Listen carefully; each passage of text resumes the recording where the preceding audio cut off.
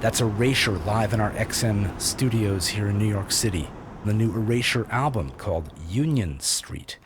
It's quite a departure from what you might be used to from these electronica mavens. There's another tune that we can hear here. You want to tell us about this next song? Well, it was written a long time ago. I do remember when we wanted to call it A Little Respect, Vince thought, oh no, you can't say that because there's already the song RSPCT.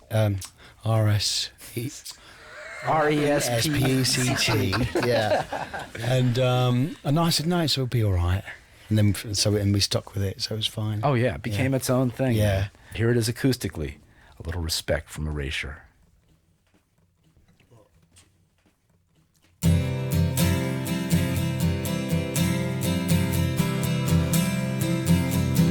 I try to discover. Well, a couple of years ago we had the idea of recording some of our old songs in an acoustic style. We did some acoustic sessions for radio in the US, and we were really pleased with how they turned out. So we did like versions of Ola Moore, and at the time we were promoting other people's songs, so we did a version of like Buddy Holly and an Elvis song and some Erasure songs. And they worked so nicely together. We thought this would be a great idea for a project. It's something I've always wanted to do, actually, because I'm really interested in acoustic music anyway. It's kind of where I started playing music when I was a kid. My parents' record collection was Elvis Presley, Best of Slim Whitman, Jim Reeves, Charlie Pride, loads of 1950s singles. So that's all the kind of music I had to listen to at home, really. Well, I think because it was around in so many places, like in the working men's clubs. I mean, my mum and dad played darts, both played darts. So it's all you heard everywhere. So it kind of was just got embedded in your mind, really. And you just kind of fell in love with the tunes. I did. We got together with a guitarist called Steve Walsh, who played with us on a couple of radio sessions. And they say, we're thinking of making this acoustic record, and we want to see if you'd be interested in producing it. Do I want to produce this acoustic record with Erasure? Yeah, sure. So, why, you don't even have to ask me, let's do it. He really brought the whole thing together. He kind of co-produced the album. And he's like well connected with different musicians in the Brooklyn area. It kind of all just came about quite organically. And then Vince had moved to Brooklyn. That's where Steve lived and had his studio. I think there's a vitality out in Brooklyn. Brooklyn is a real haven for New York musicians. It feels like the art scene in New York is shifting. And then we got the guys down into his studio, which is like the basement of an apartment, and made the record in 2.5 weeks or something.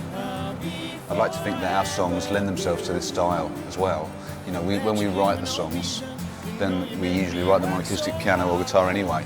I went with all of the albums. I mean, originally I wanted to just do songs from Cowboy, just because I felt that our songwriting on that particular album was just going so well. But then I started listening to the whole back catalogue, and it was just a case of choosing the songs that had the strongest melodies, had the most emotive lyrics. We just decided on songs that would work with just an acoustic guitar and a voice, and those were the tracks that went on the album. The one thing I was unsure of initially was if it was going to be kind of like an acoustic hum and strum, campfire-y, storytellers kind of CD, which for me, that was less interesting than the possibility of actually capitalizing on Vince's strength as an arranger and really taking a track and just painting a new canvas around it that was using acoustic instruments. So he really pieced together these various guys playing, acoustic bass, pedal steel guitar, banjo, all sorts of instruments. We spent a couple weeks, me and Vince, just sitting kind of with a notepad and a guitar and listening to the song and stripping out all the music and stripping it down to a vocal. So it's really interesting to me because I kind of look at that phase of the record as a remix project, but kind of reverse engineered. For them, it was doing an acoustic remix of their electronic music. We were listening to a lot of different records. We were listening to a lot of Bob Dylan records and Simon and Garfunkel, which Vince is a huge fan of, and even some newer singer-songwriters like Amy Mann and Rufus Wainwright. I think on a lot of the tracks we really succeeded in bringing out the intent of the song lyrically. How many times will I regret the chances taken? A lot of the time, I feel like you're almost fighting for space. So doing this, it was kind of completely stripped down, and was just kind of felt like I had loads of room to breathe in, and you could hear every single nuance of the vocals. So you're just really careful about it, you know. Vocally, you know, we really spent a lot of time and, you know, really getting Andy comfortable and just singing, and we, you know, kind of really tried to get the most kind of intimate vocal we could get. We recorded, you know, in a lot of different kind of environments too, where one of my favorite tracks on the record is How Many Times. And we recorded it upstairs in the living room of the studio, and we did it live. How many times will I regret the chances taken? And I think for him, that was just really exciting to sing a song while the music was being performed. When we're using the computer, you know exactly how long each song is and when each beat's going to come. So this time it can slow down and speed up a bit, you know. How many times will I regret? I think because it's not your typical Erasure record, it's kind of almost like this mythical place where they went off to Brooklyn to make this record that's very much a departure from what people are used to listening to, you know, with their music.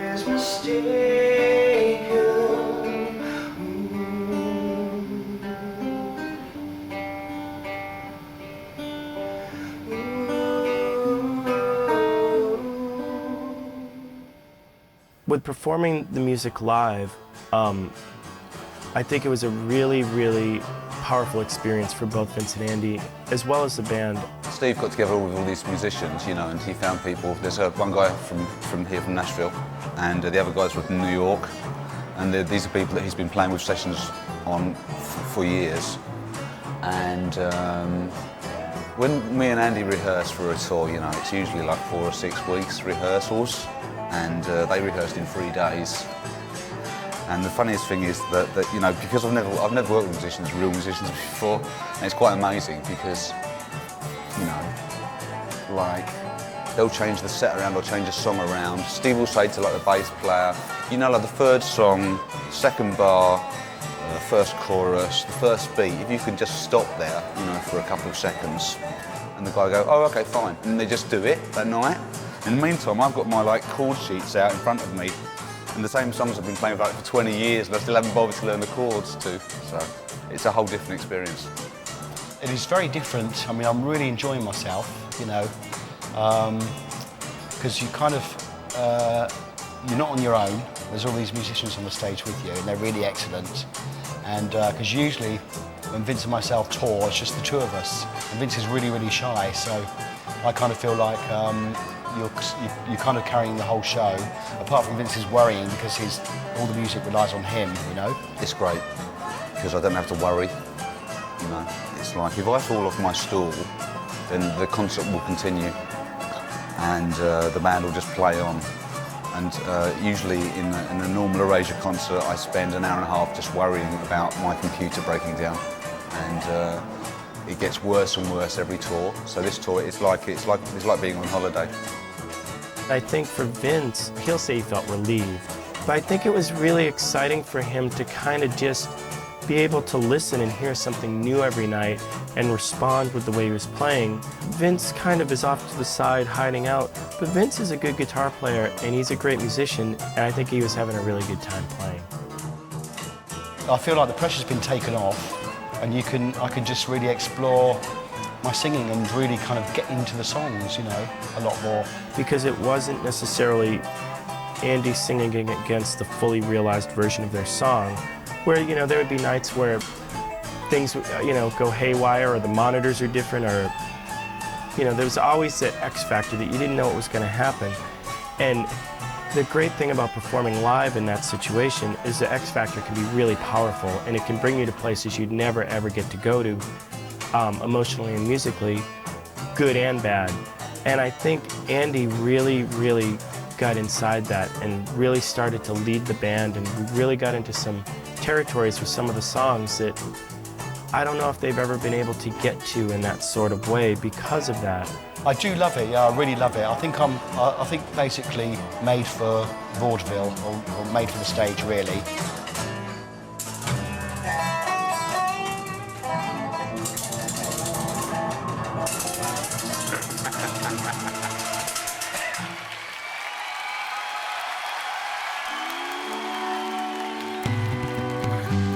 I think fans are going to remember it as a really unique chance to kind of see their, you know, one of their favorite bands in a setting where they really got to really interact and really be part of kind of like the shortest, purest open channel to the music.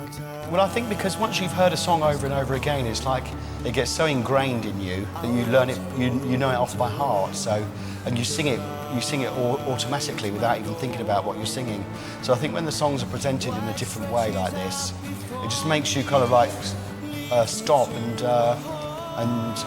think about the words more or something, you know, or realise that what you're actually singing is a poem or something, you know. I think people have been, they actually listen, sit down and listen to the words and to the lyrics and to the music, as opposed to just leap about as much as they would in a normal Erasure concert. Well, I mean, we've had really good feedback from the people that have come to see the show. They've been quite gobsmacked at first, you know, but then once they get through to the third song, they really get into it. But you can really see them like missing those synth sounds. You know, I don't know what the sounds do to them, but you can see them sort of like going, it doesn't quite compute, you know. But then once they realise it's us and it's our songs, they're fine, you know. The songs and the melodies and the lyrics are what really makes them them. And I feel like you can take a great artist and a great song and you can almost do anything to it and it's indestructible. Good songs are indestructible. What's interesting about some of the songs that we're playing is that when we wrote them, they didn't really mean anything to us. And now that we've been going for 21 years, some of the events in the songs, you know, have actually happened to us. So it makes some of the tunes more poignant, some of the lyrics more poignant. You know, things like Piano Song, for instance, it's about someone passing away, and both myself and Andy have experienced those things. So it's, those songs have taken on a completely, like a real meaning now. Well, I'm really a sucker for the slide guitar, so I think the songs like Boy works really lovely, and Piano Song works really nice, and then some of the other up-tempo songs, we've kind of like really notched them up as well, like Stop, which is quite fast in the first place. We've like revved it up quite a few notches, and it's really like a fast rockabilly kind of sound. It's a bit like Stray Cats or something, you know. But I mean, I'm really just loving it because it's, you know, just having that bed of strings behind you is really nice.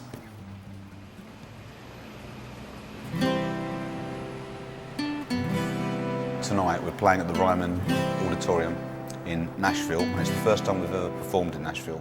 Well, I don't think I was really quite ready for it, really, because let alone that it was a church in the first place, which is where, you know, I had to go to church. I'm not a religious person, but I had to go to church in school once a term, you know, and I loved going there because you can sing the hymns and you can, you know, just get in the atmosphere of the place. It's really nice and very calming. Back behind me on this side, we have items relating to preacher Sam Jones and Tom Ryman. Those are the two gentlemen that built this as a church. Sam Jones was a preacher, and he was in competition to Tom Ryman, who had riverboat captains and had saloons on his boats. So one night, Mr. Ryman went to the tent revival to disrupt it. Instead, he got salvation and turned his life around. And that's how this building came to be as a church and opened in 1892. I don't know, I think it's, I don't really think I've really taken that in. You know, I mean, you see all the pictures around, and we had a guided tour of the history of the place, and it's very interesting, but it doesn't seem real. As we come down, we have two of the most famous people on the Grand Ole Opry listed here. Cousin Minnie Pearl, one of her straw hats, and Mr. Roy Acuff, the king of country music, one of his outfits along with his fiddle and bow. So those are the two people most associated with the Grand Ole Opry for the time that they were here in the 43 until 1974. I don't really quite believe that I'm here because, all the people that have performed here before we have throughout history, including Elvis and Patsy and Dolly, and I'm sure everybody you could care to mention has played here. So I think it must be quite a sacred place, really. How do you become a member of the Grand Ole Opry? How do you become a member? You have to have a hit record, basically. That's what it used to be. Now you have some name recognition, usually already recording. But back in the old days, they were very strict. You had to perform so many nights out of the year to maintain your membership. If you didn't, they dropped you as a member. They're a little more lenient now, and I'm not sure exact the number of performances per year, but it's a lot less than it used to be. Any other questions? Is Dolly Parton a member? Who? Dolly Parton. Dolly is a member of the Grand Ole Opry, has been since the late 60s. Yes, she is a member, but she's occasionally on the Grand Ole Opry. She's a tremendous talent. Just being around that much history just moves people to really try to strive to reach their potential. And the energy from the audience was unbelievable. It's like playing at church. Well, I mean, we've got two guys here. They just come from New York. I just met two people out on the street that have flown from Nottingham for the show, from the UK. And then another two have driven up from Chicago, 7 hours. I think the thing that really makes the whole thing so exciting is Erasure has got really the best fans that I've ever seen of any group. Their songs, Erasure's songs are so positive and uplifting, and the people that are drawn to that are just really great people. So the energy that everybody feels is so powerful. I mean, they really, really support us, I think because they've been with us right from the beginning, they really, take you to their hearts. And because we don't get that much appreciation as far as the mainstream media goes, you belong to them, really, to the fans.